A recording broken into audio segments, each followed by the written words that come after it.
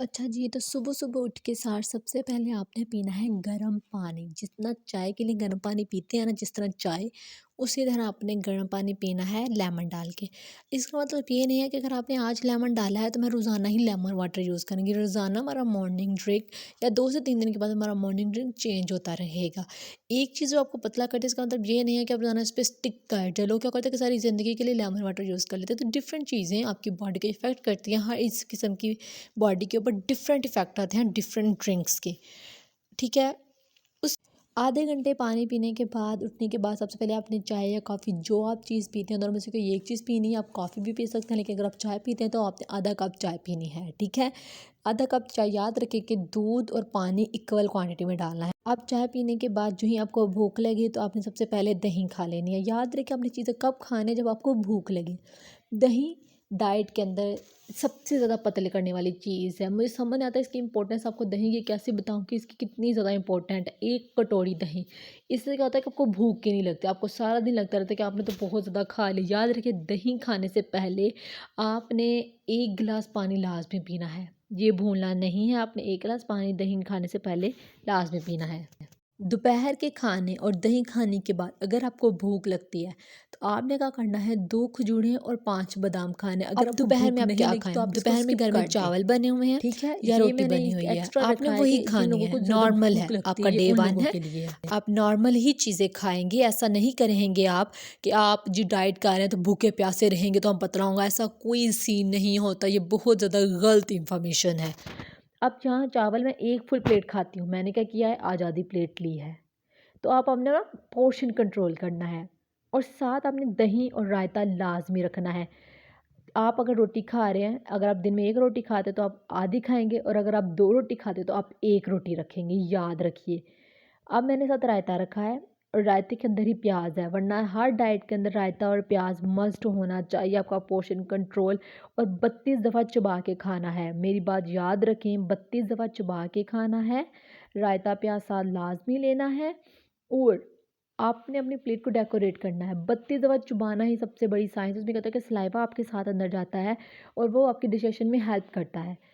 और इससे पहले भी जो इम्पोर्टेंट चीज़ है, इसको खाने से पहले आपने 1.5 गिलास पानी पीना है। 1.5 गिलास पानी पीने से क्या होगा कि आपका स्टमक फ़िल करेगा और आपको थोड़ा-सा खाना भी ऐसा लगेगा आपने बहुत ज़्यादा खा लिया। इवन कि इतना सा खाना भी आपसे नहीं खाया जाएगा। ठीक है? अब आपने क्या करना है कि हर खाने के आधे घंटे के बाद, खाने के बाद तो पानी पीना ही नहीं ना, खाने के आधे घंटे के बाद आप ग्रीन टी लेंगे। याद रखिए खाने के आधे घंटे बाद ग्रीन टी लाज़मी लेने हैं। ग्रीन टी आप किसी भी ब्रांड की ले सकते हैं, इससे कोई फ़र्क नहीं पड़ता कि ये अच्छी क्वालिटी की नहीं है, ये है, ये वो है। आपने बस ग्रीन टी लाज़मी पीनी है। इवन कि आप पेशावरी कहवा भी पी सकते हैं।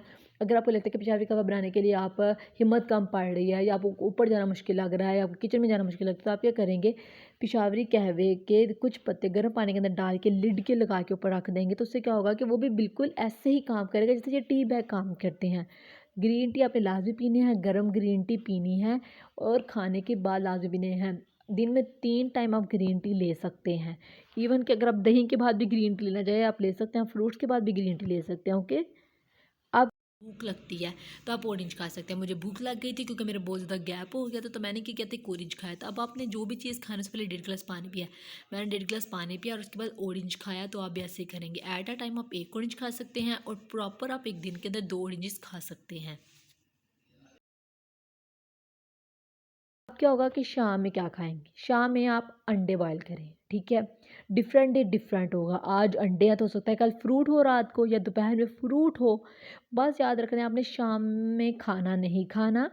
शाम में आपको अब सोना होता है और शाम में एक टारगेट रखिए कि सोने से 2 घंटे पहले कोई भी सॉलिड चीज़ आपने नहीं खानी है। अगर आप 7 बजे सोते हैं तो आप 5 बजे सॉलिड चीज़ खाना बंद कर देंगे, ओके? अंडा आप 1 पूरा खाएँगे वरना आप 2 की बस सफ़ेदी खाएँगे। अच्छा जी, अब रात को सोने से पहले हमने पीना है ज़ीरा वाटर। इसमें कि जीरा कह लें या ज़ीरा कह लें, जो भी आप कहते हैं।